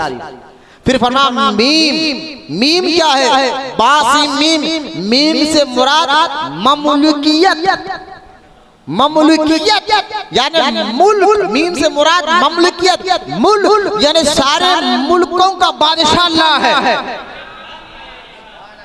ममलुकियत वाला अल्लाह है। हाय हाय हाय, बी से मुराद बुलंदी वाला, सीन से मुराद तारीफ वाला, मीम से मुराद ममलुकियत वाला। अब आगे बढ़े, फिर क्या है, बिस्मिल्लाहिर्रहमान, रहमान। तो अब बंदा नवाज बनाते, ये बुलंदी वाला, तारीफ वाला, ममलूकियत वाला कौन है, वो रहमान है। अरे बोलो सुभान अल्लाह। बुलंदी वाला, तारीफ वाला, ममलूकियत वाला। अरे भाई, बंदा नवाज को सिर्फ जाकर दुआएं कर कर मुश्किलें हटाकर, इसलिए वो बंदा नवाज है, ठीक है यकीनन, लेकिन ये अदना करामत है बंदा नवाज की, मुश्किलें हल कर देते हैं। असल में ये रूहानियत के कमाल को देखो, रब की पहचान और मारिफत बंदा नवाज कैसे मुरीदों को दिला रहा है। जब बिस्मिल्लाह पढ़ो तो ये बहन जहन में रखो, फिर देखो मजा कैसे आएगा। लिहाजा अब देखे बंदा नवाज क्या कहते हैं, बुलंदी वाला, तारीफ वाला, ममलूकियत वाला, वो कौन है, बोले रहमान है। अब फिर क्या क्या है, बिस्मिल्लाहिर्रहमानिर्रहीम। अब बंदा नवाज फरमाते हैं, ये जो रहीम है ना, बोले हाँ, ये रहीम ही है। ये रहीम अल्लाह की सिफत नहीं, सिफत तो है, लेकिन बंदा नवाज क्या कहना चाहते थे, सुने आप। रहीम अल्लाह की सिफत है, लेकिन फरमाते यहाँ जो रहीम कहा गया, बिस्मिल्लाहिर्रहमान, यहाँ तक तो रब की बुलंदी, तारीफ, ममलूकियत, उसके रहमानियत की बात हो रही है। फिर बिस्मिल्लाह में जो रहीम आ रहा है, इस रहीम से मुराद ना ये रब की बात नहीं है, फरमा कौन है? फरमा इस रहीम वो है, इस रहीम का दामन पकड़ो तो ये रहीम तुम्हें रहमान से मिलाएगा। ये रहीम क्या है? फरमा सिफत नहीं, सिफत तो है, बताने का मकसद देखे, लेकिन ये रहीम क्या है? फरमा बिस्मिल्लाह में ये रहीम वो है जो तुम्हें रहमान से मिलाएगा, जो तुम्हें बुलंदी वाले से मिलाएगा, जो तुम्हें तारीफ वाले से मिलाएगा, जो तुम्हें ममलूकियत वाले मिलाएगा। फरमाया रहीम का दामन पकड़ो, रहमान मिल जाएगा। रहीम का दामन पकड़ो, बुलंदी वाला मिल जाएगा। रहीम का दामन पकड़ो, तारीफ वाला मिल जाएगा। रहीम का दामन पकड़ो, रहमान मिल जाएगा। और बंदा नवाज के सुदराज बुलंद परवाज़ फरमाते हैं, वो रहीम कोई और नहीं, ज़ाते रसूल है। बोलो मोहम्मद से सुभान अल्लाह। ज़ाते रसूल है। अरे बोलो ना सुभान अल्लाह। हुजूर की ज़ात है। फिर बंदा नवाज देगा, अगर कोई मुझसे पूछे इसकी दलील क्या? बगैर दलील कोई बात नहीं करते बुजुर्ग। अगर कोई मुझसे पूछे इसकी दलील क्या है, तो बंदा नवाज के सुदराज रहमतुल्लाह ताला अलैह फरमाते हैं, मुझसे पूछो तो मैं बताऊंगा दलील। सूरह तौबा की आखिरी आयत है जिसमें अल्लाह ताला ने उस मदीने वाले आका को रऊफ रहीम कहकर पुकारा है। तो ये रहीम, बिस्मिल्लाह में जो रहीम है ना, ये हुजूर है। इनका दामन पकड़ो वहाबियो, बदअकीदो, तुम बुजुर्गाने दीन को क्या समझोगे? बुजुर्गाने दीन जो है जिक्र से भी अल्लाह की मारिफत देते हैं। हमारे यहाँ खानखाओं में अल्लाह का जाम पिलाया जाता है, निगाहों से भी और जुबान से भी। है तो लिहाजा खानखाई मिजाज वाले बनो और पक्के खानखाई मिजाज वाले। लिहाजा ये बंदा अच्छा सुनिए, ये तो मसला बंदा नमाज के मैंने बिस्मिल्लाह की तफसीर पर अल मिस्ताक से मैंने ये बात आपको बयान फरमाया है। अब आज बंदा नमाज ने उसी सूरे मरियम की जो इब्तिदाई आयत है, सूरे मरियम क्या है? काफ हा या आइन स्वाद। यहाँ पे साहब बैठे हैं, मदाउद मियां भी जानते हैं, इसको उरूफे मुक़त्ताआत कहा जाता है ना? ये जो आयत मैंने पढ़ी सूरह मरियम की इब्तिदाई, ये उरूफे मुक़त्ताआत, दूसरे लफ्जों में उरूफे मुतशाबियात। इसका माना क्या है? जैसे कि कुरान में दो किस्म की आयत है, एक मुतशाबियात, एक मुहकम। कुरान की दो किस्म की आयत है, एक मुहकम, दूसरा मुतशाबियात। मुहकम वो आयत है जिसका माना है, जिसकी तफसीर की गई है। मुतशाबियात वो आयत है जिसका माना सारे मुफस्सिरीन कह रहे हैं। ये कुरान में जो ये आयतें मुतशाबियात है, ये आयत का माना सिर्फ अल्लाह जानता है, अल्लाह के बताने से उसका रसूल जानता है। बोलो ना सुभान अल्लाह। ये आयत का माना आज तक किसी ने नहीं किया। जैसा कि देखिए अलिफ लाम मीम माना नहीं है। जब जिब्रील अलैहिस्सलाम इस आयत को लेकर नाजिल हुए और फरमाया या रसूल अल्लाह, अल्लाह कहता है अलीफ, तो अल्लाह के रसूल ने फरमाया हाँ जिब्रील मैं जानता हूँ, आगे बोलो। कहा लाम, कहा जिब्रील जानता हूँ, आगे बोलो। कहा मीम, कहा जिब्रील जानता हूँ, आगे बोलो। लिहाजा ये अल्लाह के बताने से रसूल जानते हैं कि आयतें मुतशाबियात का माना क्या है। लेकिन बंदा नमाज अब देखे, जब रसूल जानते हैं ना, तो जो रसूल का बेटा हो, खानदानी तौर पर भी और रूहानी तौर पर भी, जिसकी रूहानियत बड़ी मजबूत हो, तो फिर रसूल इन आयतों के पर्दे हटाकर उनको बताते हैं। अब ये बात जो है ना, दीवाने को सारा जहां देखता है, दीवाना खुदा जाने कहां देखता है। गौर से सुने, अब ये आयत मुतशाबियात का माना बंदा नवाज ने लिखा। आज तक किसी ने नहीं लिखा। बंदा नवाज ने इस राज के पर्दे को थोड़ा सा हटाया, थोड़ा सा हटा के हमें समझाया। और मैं बताता हूँ, बंदा नवाज के मैं बताता हूँ काफ का माना क्या है, हा का माना क्या है। या का माना क्या है, आइन का माना क्या है, स्वाद का माना क्या है। अल्लामा महमूद आलूसी रहमतुल्लाह ताला अलैह की तफसीर है, बहुत मशहूर आपके कुरान की तफसीर है। फरमाते हैं जब बंदा अल्लाह का कुर्ब हासिल कर लेता है, वली बन जाता है, उसकी रूहानियत बड़ी क़ुव्वत ताकत वाली हो जाती है, रूह का ताल्लुक माले आला से है ना, जब वो मजबूत हो जाता है तो कुरान की जो आयतें हैं उसकी आयतें तवज्जो कर। अल्लामा आलूसी महमूद आलूसी रहमतुल्लाह अलैह फरमाते हैं कुरान की जो आयतें हैं वो आयतें खुद वली से बात करने लग जाती है। जब वली कुरान पढ़ते हैं तो कुरान की आयतें खुद कहते हैं हुजूर मेरा माना ये है, हुजूर मेरा माना ये है, हुजूर मेरा माना ये है। ये अब बंदा नवाज का ही फैजान है जो मुझे ये सारी बातें याद आ रही, मैं आपको बता रहा हूँ। आप सुने, आप बंदा नवाज फरमाते हैं काफ, बंदा द्वारा फरमाते काफ से मुराद कुल, हबीब हमने कुल दिया तुझे, क्या दिया फरमा। दूसरा लफ्ज़ पढ़ो, हा काफ से मुराद कुल, बंदा नवाज कह रहे हैं। हा से मुराद हादी, हा से मुराद हादी, कुल कायनात का हमने तुझे हादी बनाया है। बोलो ना सुभान अल्लाह। कुल कायनात का हमने तुझे हादी बनाया। अब आगे सुनिए, यानी कायनात की हिदायत आपके जरिए से मिलेगी, कुल कायनात की हिदायत आपके जरिए से मिलेगी। का कुल, हा हादी, उसके बाद क्या या बंदा नवाज कहते या से मुराद अल्लाह, या से मुराद अल्लाह, कुल हादी या से मुराद अल्लाह, नहीं हिदायत कर कर अल्लाह तक पहुंचाओ। कुल कायनात का हमने हादी बनाया, और क्यों बनाया, अल्लाह तक पहुंचाओ।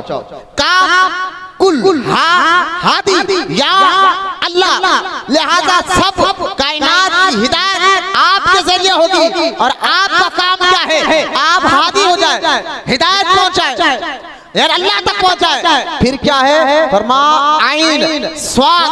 अब देखे बंदा नवाज कहते हैं महबूब मैंने कायनात का ही हादी नहीं बनाया, बल्कि तू कौन है महबूब, तू आइन यानी मेरी जात का भी मजर है, स्वाद मेरी सिफात का भी मजर तू है। बोलो मोहब्बत।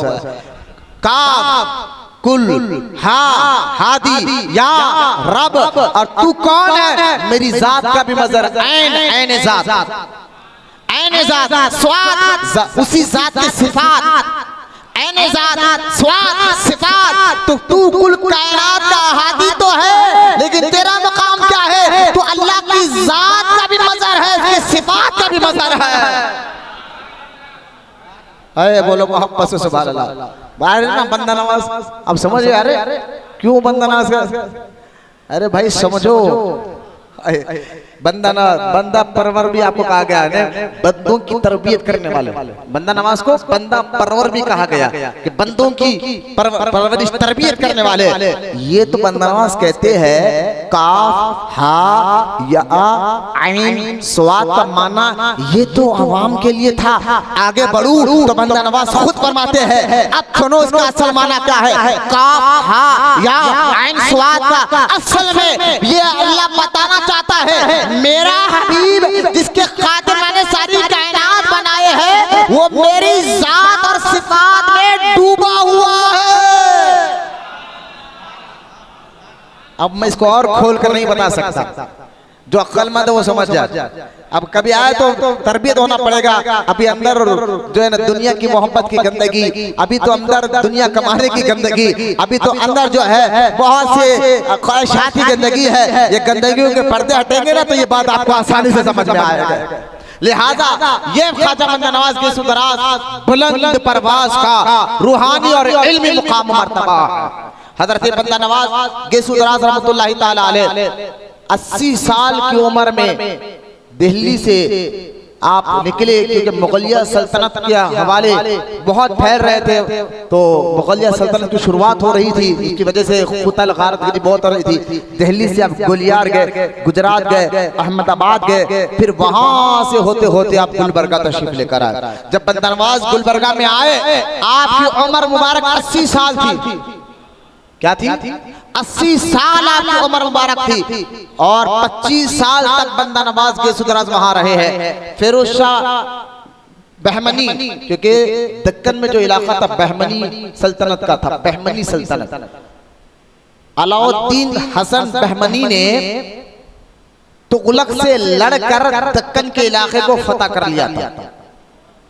तुगलक के जेरे कंट्रोल दक्कन भी था, और अलाउद्दीन हसन बहमनी दक्कन का गवर्नर था, लेकिन तुगलक से इसने बगावत की, और बगावत कर कर इसने दक्कन के इस इलाके को तुगलक से ले लिया।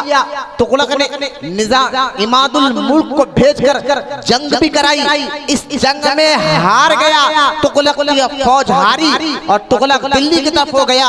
अब ये बहमनी हुकूमत जो है दक्कन में, दक्कन हैदराबाद दक्कन में बहमनी हुकूमत शुरू हो गई, जिसमें सबसे पहला बादशाह अलाउद्दीन हसन बहमनी था। अब ये बहमनी हुकूमत गुलबर्गा हो, कुलदाबाद हो, हैदराबाद हो, ये सारी, और ये बहमनी हुकूमत चली 180 साल तक। कब तक चली? उसी बहमनी हुकूमत का फिरोज शाह भी है, बादशाह फिरोज शाह जो बंदा नवाज आए थे गुलबर्गा में। अच्छा, ये 180 साल चली। उसके बाद 180 साल के बाद जो आखिरी बादशाह था बहमनी, उसका इंतकाल हो गया। उसके बाद कोई संभालने वाला नहीं था, तो फिर जो सुल्तान आदिल शाह बीजापुर के ये गवर्नर थे बहमनी हुकूमत के तहत, ये गवर्नर सीएम थे बीजापुर के। इन्होंने आदिल शाही हुकूमत अपने यहाँ बीजापुर में बना ली, और कुली कुतुब शाह हैदराबाद के गवर्नर थे। ये बहमनी सल्तनत के दरमियान ये हैदराबाद के संयम थे, लेकिन जब बहमनी सल्तनत का जवाल हो गया तो सुल्तान कुली कुतुब शाह ने हैदराबाद को अपनी सल्तनत बना ली। जरा ये तारीख की बातें भी ज़हन में रखें, ताकि आपको सियासी माहौल भी पता चले कि बंदा नवाज के दौर में कैसा था। फिरोज शाह ये बहमनी हुकूमत का बादशाह, जब बंदा नवाज आए, इसने बड़ी मोहब्बत अकीदत के साथ आपका इस्तकबाल किया, और आपसे गुजारिश करने लगा, हुजूर आप यहीं रहे, आप यहाँ से जाइए ना, आप यहीं पर रहे। तो बंदा नवाज की सुदरा से फरमाया, ठीक है, तेरे कहने पर तो मैं गुलबर्गा में रुक जाऊंगा, लेकिन जब तक तू जिंदा रहे तब तक तो मेरी इज्जत करेगा, पता नहीं तेरे जाने के बाद कौन बादशाह आएगा और क्या करेगा। तो फिरोज शाह ने कहा, हुजूर इसमें मैं क्या कर सकता हूँ, जिंदगी मौत तो अल्लाह की बारगाह में। कहा खैर। बंदा नवाज कहते हैं, मैं मुराकबा किया, मेरे रब को पूछा, अल्लाह ताला की बारगाह में दुआ की, तो रब की तारीफ से जवाब आया, बंदा नवाज जब तक आप जिंदा रहेंगे हम इसको मौत देंगे ही नहीं। आपकी दुआ से कबूल हुई, जब तक आप जिंदा रहेंगे ये मरने वाला नहीं है। और तारीख उठा कर देखो, जब बंदा नवाज 25 साल के बाद, यानी 105 साल की उम्र में गुलबर्गा में पर्दा फरमाए, यही फिरोज शाह ने गुम्बद भी तामीर इसी ने की है। उसके बाद उसका इंतकाल हुआ, उसके बाद वो मरा है। खैर, ये औलिया अल्लाह के शान और अज़मतें हैं, ये बुजुर्गान दीन की। बुजुर्गों के पास एक सबसे बड़ा मामला होता है आजिज़ी का, है आजिज़ी वो बहुत पसंद करते, आजिज़ी को वो बहुत पसंद करते हैं, और अपने मुरीदों की तरबियत भी देखे। बंदा नवाज के सुदरास रहमतुल्लाहि ताला अलैह के पास अगर कोई मुरीद बनने आता तो बंदा नवाज क्या करते, उसके पहले बुलाते, अगर वो सर मुंडवाना चाहता तो सर मुंडवाने का हुक्म देते, नहीं सर मुंडवाना नहीं चाहता तो सीधे तरफ के 2 बाल काटते, और एक टोपी या इमामा लाता तो इमामा उसके सर पर बांधते, और हाथ में हाथ लेके तुम बोलो, मुझ फकीर ख्वाजा गरीब के जरिए ख्वाजाओं के ख्वाजा के हाथ में मैंने हाथ दिया है, इस तरह से कह दे। उसके बाद पाबंदी क्या करते, तो बंदा नवाज उस मुरीद को ये दस्तूर देते, 2 रकात नमाज पढ़ो नफिल, तो पढ़कर वो आता तो बंदा नवाज के सुदराज रहमतुल्लाहि तआला अलैह फरमाते कि आज के बाद नमाज़े बाजमात की पाबंदी करो। मुरीद को क्या तरबियत दे रहे हैं, नमाज़े बाजमात की पाबंदी करो। फिर आगे नहीं कहते ना, मगरिब के बाद, मगरिब की फर्ज सुन्नत नवाफिल के बाद 6 रकात नफिल अव्वाबीन के होते हैं, 6 रकात नफिल नमाज अव्वाबीन के बंदा नवाज अपने मुरीदों को कहते ये तो छोड़ना नहीं, ये 6 रकात नमाज छोड़ना नहीं, फर्ज तो छोड़ना नहीं है, लेकिन ये अव्वाबीन की नमाज भी नहीं छोड़ना और इशराक और चाश्त की भी नमाज नहीं छोड़ना। फिर मुरीद जो है अपने पास जो नजराना लाता वो नजराना ला कर रख देता। बंदा नवाज के मुरीदीन कहते हैं, तो ये किताब के मुसन्निफ है, कहते जब भी कोई मुरीद बंदा नवाज से मिलने आता कुछ न कुछ अपनी हैसियत से लाकर नजराना रखना। यहाँ तक कि हम बंदा नवाज के सुदराज रहमतुल्लाहि ताला अलैह जो है ना पैदाइश के दिन को मनाते थे, आपकी ज़ाहिरी जिंदगी आपकी विलादत के दिन को मनाते थे। जब आपकी विलादत के दिन मनाते, कोई मिठाई लाता, कोई कुछ लाता, कोई नजराने लाता, तो बंदा नवाज पूछते थे ये जो तुम नजराने लाए हो ये नजराना है या सदका है? अगर कहता ना हुजूर ये नजराना है तो नजराना कबूल कर लेते, कहता सदका है तो सदका लेकर गरीबों में बांट दिया करते थे, गरीब मुरीदों में बांट दिया करते थे, नजराने को आप कबूल फरमाया करते थे। इस तरह मुरीद बनाकर और अपने मुरीद की खास नजर रखते अपने मुरीदों पर, खास कहते कि आजिज़ी इख्तियार करो, अनानियत में मत जाओ, तकब्बुर में मत जाओ। हजरत बंदा नवाज के सुदराज के एक मुरीद जो है एक गैर मुस्लिम हिंदू से तू कहकर बात कर, आपने सुन लिया, आपने उसको बुलाकर कहा तूने इससे ऐसी बात कैसे की? जरा मुरीदीन गौर करे, तू का लफ्ज़, आज तो पीर भाई एक दूसरे को तू था तरा गालियां दे रहे। यहाँ बंदा नवाज एक अपने मुरीद को गैर मुस्लिम से तू कहते हैं बात सुना, तो उसको बुलाकर कहा तुमने ये तू का लफ्ज़ क्यों कहा हुजूर ये तो गैर मुस्लिम है। कहा है तो इंसान, गैर इज्जत देना सीखो, क्योंकि आजिज़ी को अल्लाह पसंद फरमाता है। हदीस में फिर बंदा नवाज हदीस में नहीं आया जो अल्लाह के लिए आजिज़ी करता है अल्लाह दोनों जहां में उसको इज्जत अता फरमाता है। आप देखे तसव्वुफ में सबसे अहम चीज बड़ों की इज्जत, पीर का अदब जरूरी है। तसव्वुफ में जब तक मुरीद कितना बड़ा मुफ्ती आलिम हो जाए, लेकिन अगर पीर का अदब नहीं जानता, अदब कहते इज्जत करना नहीं जानता, फिर उसको कुछ नहीं मिलेगा।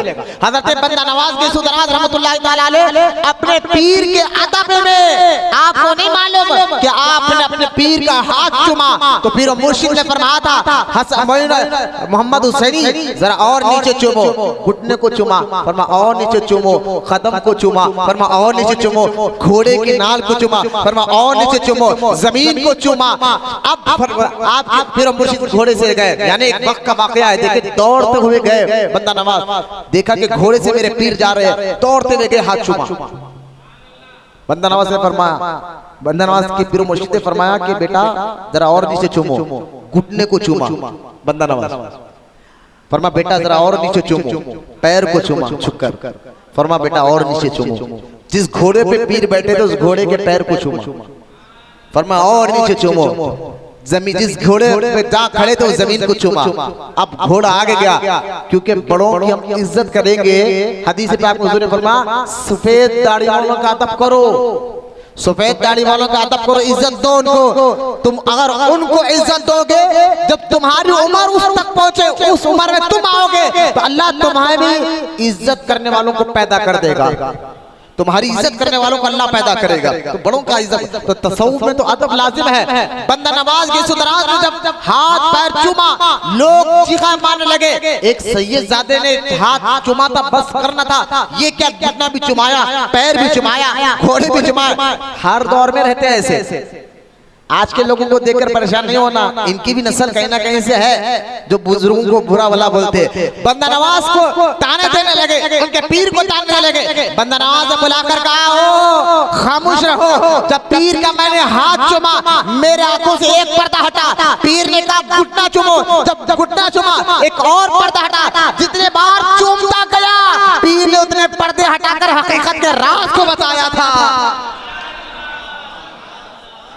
आए बोलो मोहब्बत से सुभान अल्लाह। ये सरकार बंदा नवाज के सुदराज रहमतुल्लाहि ताला। अच्छा आपके जरा दीनी मशागिल देखे। बंदा नवाज के सुदराज रहमतुल्लाहि ताला अलैह फजर की नमाज जमात के साथ पढ़ते, पढ़ने के बाद इशराक नमाज पढ़ने के बाद इशराक से लेकर ज़वाल तक बंदा नवाज कुरान हदीस की तफसीर किया करते, मुरीदों को बिठाकर। फिर ज़ोहर पढ़ते, कुछ आराम करने के बाद फिर ज़ोहर पढ़ते ज़वाल में, यानी बिल्कुल ज़वाल के वक्त आराम करना, खैलुल्लाह करना सुन्नत है, सुन्नत के मुताबिक आराम करते। उसके बाद बंदा नवाज क्या करते, ज़ोहर पढ़कर फिर तफसीर करते।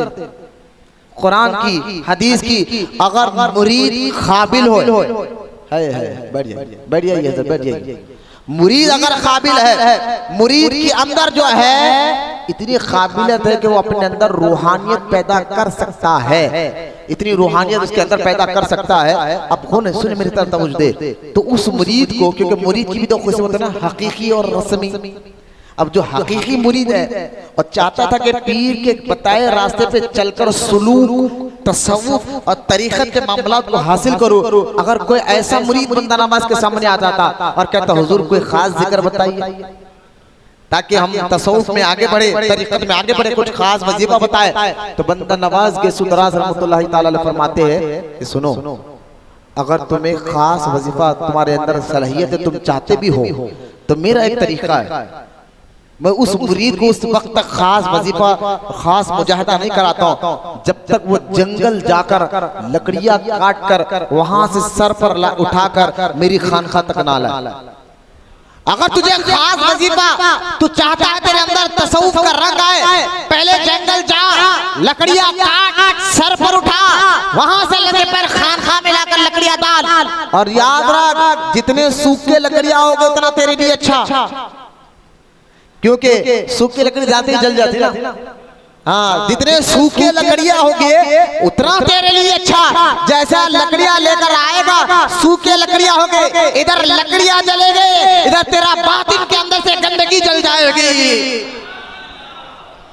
अच्छा, बंदा नवाज के सुदराज रहमतुल्लाहि ताला अलैह, मैं मुझे अहम बात तो मैं बताना भूल गया। आप आलम अरवाह में, रूहानियत में, आलम अरवाह में, रूहानियत में जुनैद बगदादी से मिले, बोलो ना सुभान अल्लाह। ख्वाजा बायजीद बुस्तामी से मिले, इमाम मोहम्मद गजाली के भाई इमाम अहमद गजाली से मिले। क्यों मिले, उसके पीछे बहुत बड़ा रास्ता। जुनैद बगदादी आलम अरवाह में, रूहानियत में, हालांकि जुनैद बगदादी बदनवा से कई 100 साल पहले पर्दा फरमा चुके, लेकिन ये औलिया अल्लाह जब चाहे जिससे मिल लेते। बोलो ना सुभान अल्लाह। ये जो मज़ार दिख रहे ना, ये चबूतरा, ये पहाड़, ये पत्थर, ये गिलाफ, ये फूल, ये हमारे लिए पर्दा है, हमारे लिए पर्दा है। और जो अहले नजर है उसके लिए कुछ नहीं है, वो डायरेक्ट वली से मुलाकात करते हैं।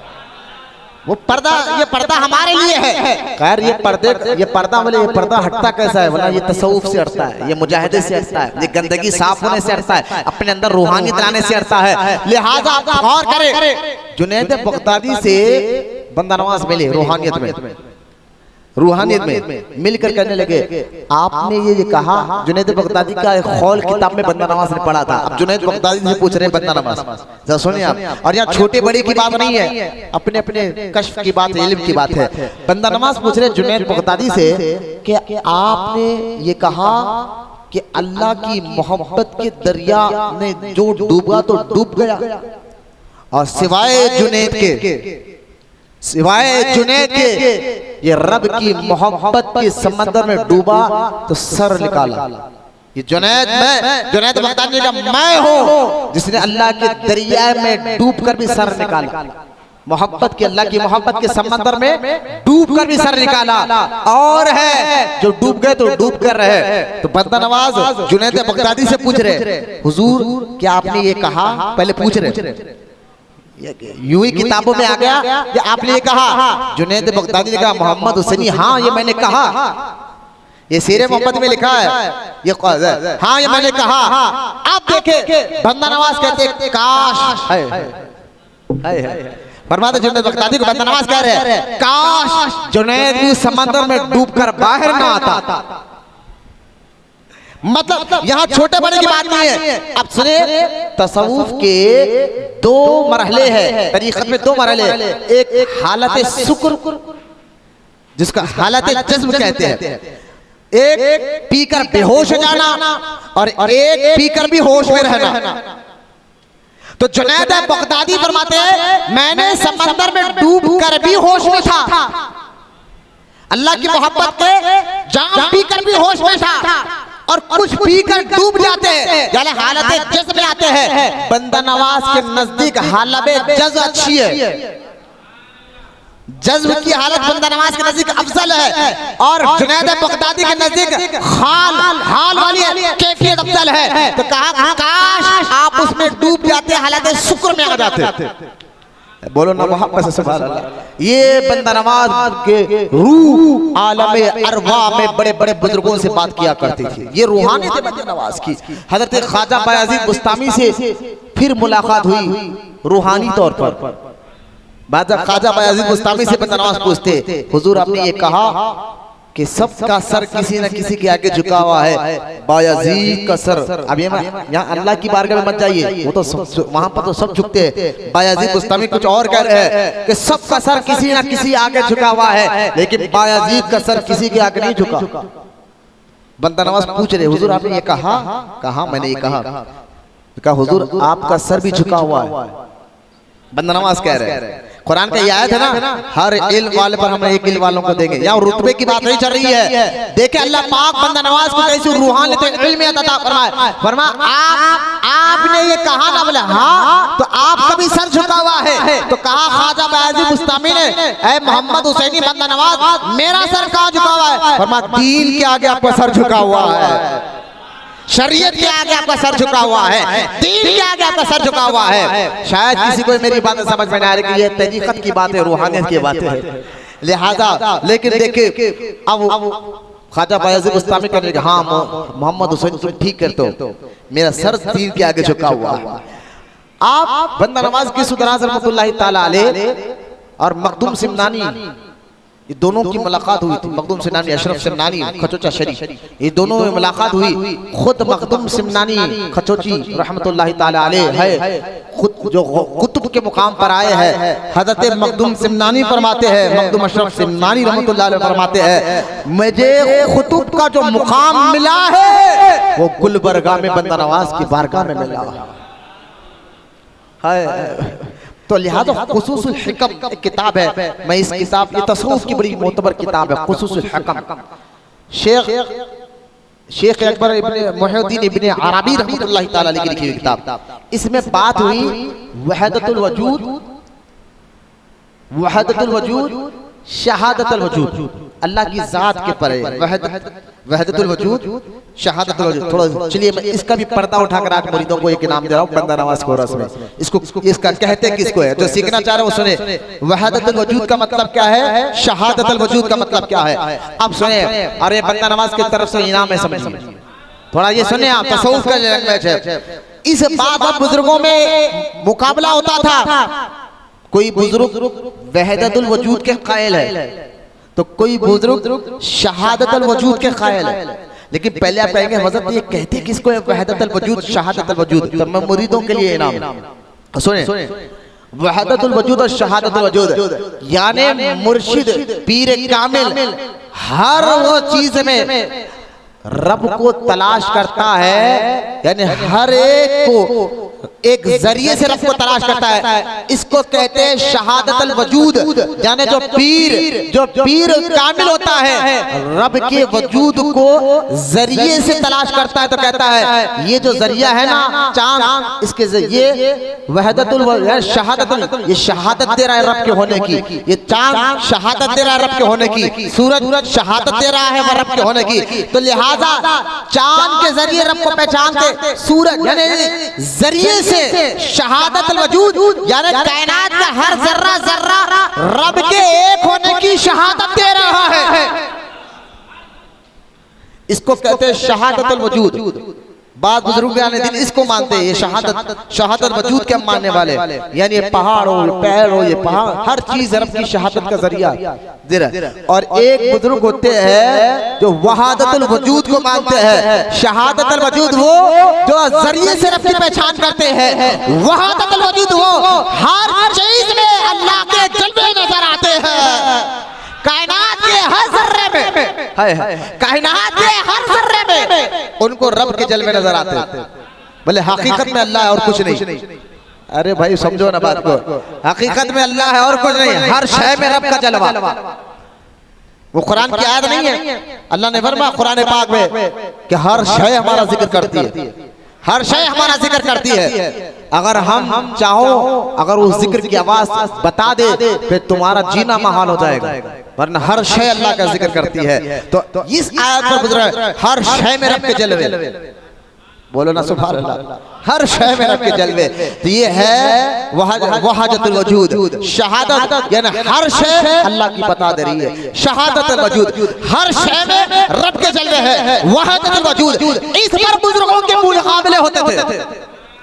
बंदा नवाज के सुदराज रहमतुल्लाहि ताला अलैह आपने अपने मुरीदों की बहुत जबरदस्त तरीके से तरबियत की। इमाम अहमद गजाली रहमतुल्लाहि ताला अलैह के वाक़या, मुझे टाइम नहीं है बोलने कर, आखिरी एक बात कहकर बात खत्म कर रहा हूँ। हर दौर में अल्लाह वालों के दुश्मन और सताने वाले बहुत होते हैं, समझ गए आप। जब किसी का ज्यादा चर्चा होता है तो हासिदीन पैदा होते हैं, और बुजुर्गान दीन तो आजिज़ी के पैकर होते हैं।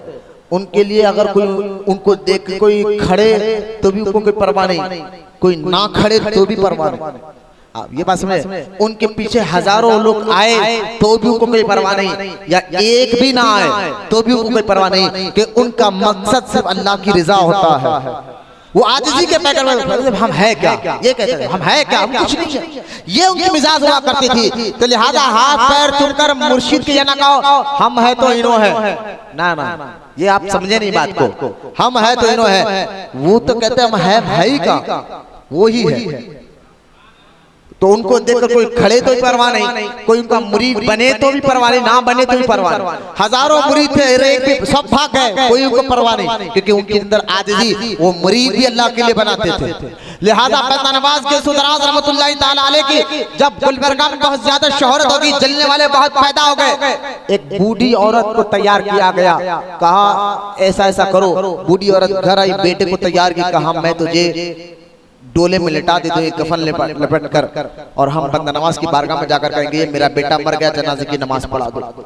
बेटा भी तैयार हो गया। उस बूढ़ी और एक औरत का तो इतना दिमाग नहीं चल सकता, यकीन उसके पीछे तैयार किया गया था उसको कि बंदा नवाज को जब सामने जनाजा रखा जाएगा उनको पढ़ो कहेगा, जैसे ही बंदा नवाज जनाजे के लिए हाथ उठाकर अल्लाह अकबर कहेंगे, उसको कहा गया था तू हंसते हुए बाहर आ जाना, फिर सारे लोगों को पता चलेगा ये कहीं का बुजुर्ग है ना, हो कौन है इनो, बात लोग समझ रहा। अब ये मजाक उड़ाना मकसद था। जब तू हंसते हुए बाहर आ जाएगा तो हम सबके सामने कहेंगे लोगों किसके पीछे जा रहे थे, देखो एक आदमी कौन है, यानी हासिदीन थे ये, और सच्चे आदमी के पीछे लगे। तो ये हर दौर में सच्चों के पीछे लगते। आज के दौर के लोगों देख के परेशान आपको, ये बुरे लोगों का भी कहीं ना कहीं इनकी भी नस्ल है ऊपर जाके, कहना कहीं इनकी भी नस्ल है ऊपर जाकर। लिहाजा बंदा नवाज के सुदराज रहमतुल्लाहि ताला अलैह के पास वो बूढ़ी औरत बच्चे को टोले में डालकर सामने लाई, कहा हुजूर बेटा मर गया, जनाजा पड़ा है। बंदा नवाज ने उस बूढ़ी औरत को देखकर कहा माई, बंदा नवाज जो है ना जिंदों की नमाज नहीं पढ़ाता, बोलो ना सुभान अल्लाह, कहा जिंदों की नमाज नहीं पढ़ाता। तो ये तब भी नहीं समझी, कहना नहीं हुजूर जिंदा नहीं, मर गया, इंतकाल हो गया।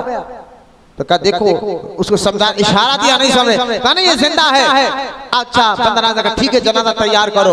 आप पीछे लोग हंस रहे हैं कि जैसे ही अल्लाह अकबर बंदा नवाज बोलेंगे ये खड़े होंगे, अब इनकी बुजुर्गियत मालूम होगी लोगों के सामने, लोग मजाक उड़ाएंगे, लोग क्या कहेंगे। लिहाजा जैसे ही बंदा नवाज ने अल्लाह अकबर कहकर रकात बांधा, अब जनाजे को पीछे शर्मपसंद लोग देख रहे हैं, न मैयत खड़ने को तैयार है, न कफन हटने को तैयार है। फिर बंदा नवाज ने दो का तकबीर कहा, तीसरी तकबीर कही, चौथी तकबीर कही का सलाम फेर दिया, कहा कि ले जाओ। जब देखा तो मैयत का इंतकाल हो चुका था, हकीकत में नौजवान मर चुका था।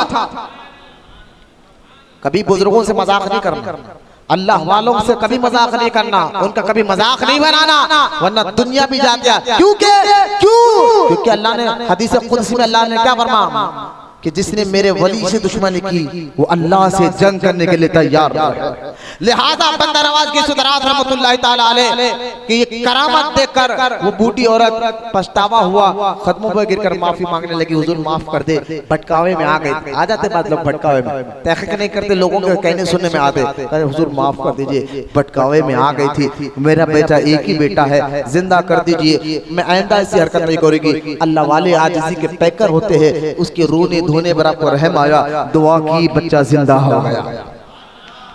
ये ख्वाजा बंदा नवाज के सुधरात बुलंद परवाज के और इल्मी कारनामे मेरे जहन में बहुत है, लेकिन वक्त इजाजत नहीं था। मुरीदों की तरबियत कैसा करते थे, वक्त बहुत है। मैंने जुमा में भी कहा, बंदा नवाज अपनी खानखा में चंद बुजुर्गों का उर्स हर साल पाबंदी के साथ बनाया करते थे। उनमें एक मिलादुल नबी भी था।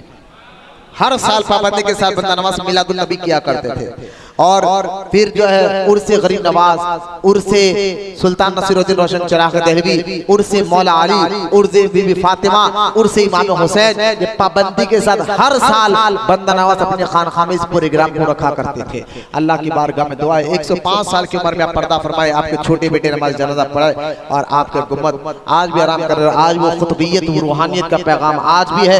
आज भी रूहानी तौर पर बुजुर्गान दीन वहाँ जाकर वहाँ ठहरते अदब के साथ। बुजुर्गान दीन ठहरते तो हम और अब क्या है। अल्लाह की बारगाह में दुआ है, अल्लाह हम तमाम को कहने सुनने से ज़्यादा अमल की तौफीक अता फरमाए। अल्लाह हम तमाम को सच्चा आशिक रसूल बनाए। क़यामत तक अल्लाह ताला हमारी नस्लों में आशिक रसूलों को पैदा फरमाए। अल्लाह हमें बुजुर्गों से मोहब्बत अता फरमाए, उनके तालीमात पर अमल करने वाला बनाए। हमारे खानक़ाह महबूब औलिया को या अल्लाह दिन 11वीं रात 12वीं तरक्की अता फरमा। हासिदीन के हसद शरीरों के शर से हमारी हिफाजत फरमा। अल्लाह ताला खानक़ाह महबूब औलिया के तमाम मुरीद मुतक़ीद को दुनिया और आखिरत में कामयाबी अता फरमा। वमा अलैना इल्लल बलाग वल्हम्दुलिल्लाहि रब्बिल आलमीन।